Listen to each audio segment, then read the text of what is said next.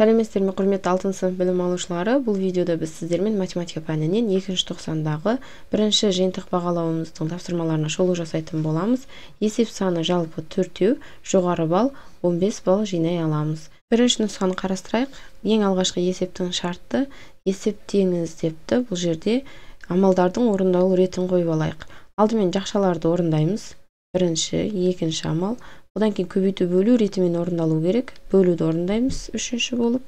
Одан кейін көбейту төртінші амал. Бірінші амал бізде аралас стандарт қосу азайту тақырыбына келеді екен. Алдымен бүтін бөліктерін қосып алуымыз керек. -1 мен +1-дің қосындысы 0-ге тең. Демек, жай ғана бөлшек бөлігі қалады екен. 12-ден 7.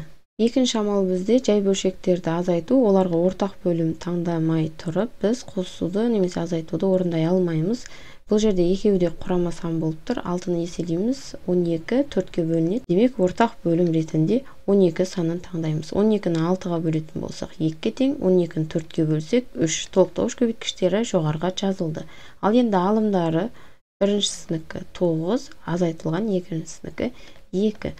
Демек, бұл жерде нәтиже 12-ден 7-ге тең болды. Үшінші амал бізде бірінші жақша және екінші жақшадан шыққан нәтижелерді өзара бөлуіміз керек екен. Екі жай бөлшекті бөлу керек.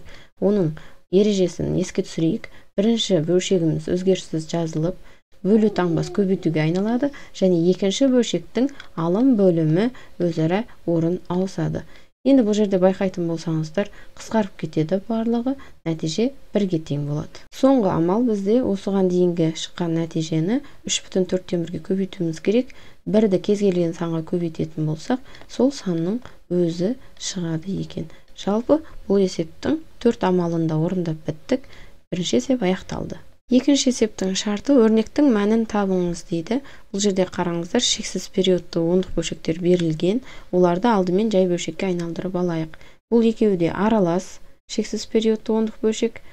Еске түсірейік ережесін. Жақшаның ішіндегі бір цифр бір тал 9-ды береді. Ал үтір мен жақшаның арасындағы сандар нешеу болса, сонша 0-ді бөліміне тіркейміз. Ал енді алымына үтірден кейінгі сандарды толықтай көшіріп жазып, азайтамыз тек екеуінің арасындағы санды. Сонымен нәтиже бізде 900-ден 213-ке тең болды. Екі санды 3-ке қысқаратын сандар екен. Демек, қысқартып қояйық. 300-ден 71-ге тең болды. Келесісі, бұл жерде дәл солай. Жақшаның ішіндегі екі сан 9-ды береді, арасындағы 0-ді береді. Ал алымына үтірден кейінгі санды толықтай көшіріп, азайтамыз екі ортадағы санды. Демек, бұл жерде алымы азайтатын болсақ, 754-ге тең екен. 2-ге қысқартайық, екеуде жұпсан, сонда 495-тен 377-ге тең болды. Енді жалпы өрнегімізді осы жай бөлшектердің көмегімен жазып алайық. Жай бөлшектер арқылы өрнегімізді түрлендіріп жазып алдық. Бұл жерде қарайық. Алдымен алымындағы бөлімдері бірдей болып тұрған бөлшектерді қосатын болсақ, бөлім өзгеріссіз жазылады. Алымдарының қосындысы 92-ге тең. Ал бөлімінде бұл екі бөлшектің де бөлімдері бірдей, ол өзгеріссіз жазылады.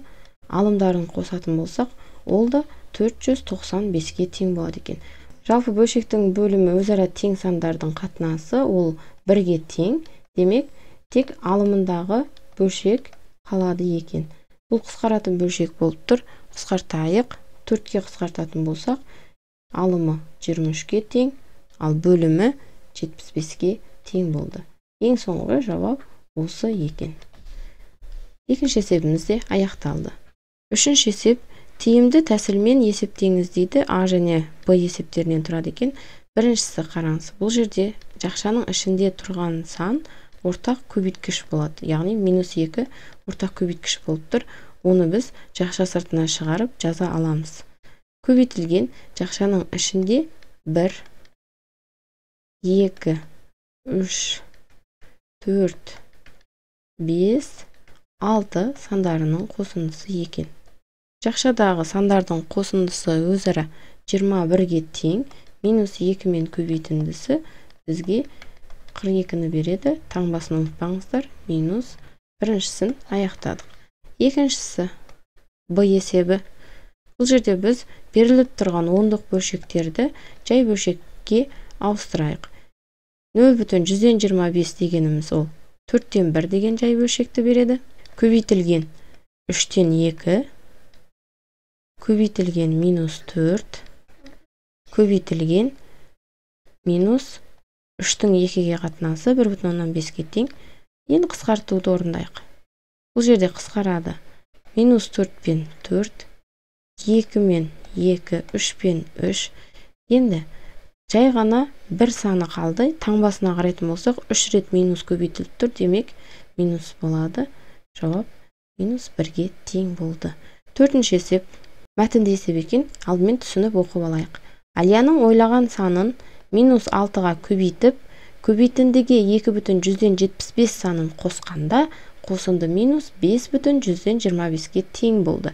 Алия қандай сан ойлады дейді. Бұл жерде сұрап тұрған санды x деп алып, теңдеу құрайық.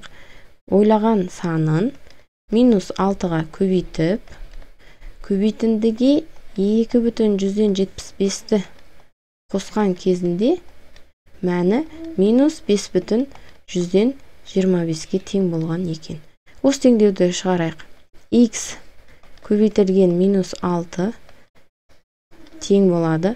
Минус 5,125-тің қасына азайтып өткіземіз 2,175-ті. Сол кезде минус 6x тең болады минус 8-ге, ал x табуымыз үшін біз минус 8-ді бөлуіміз керек минус 6-ға.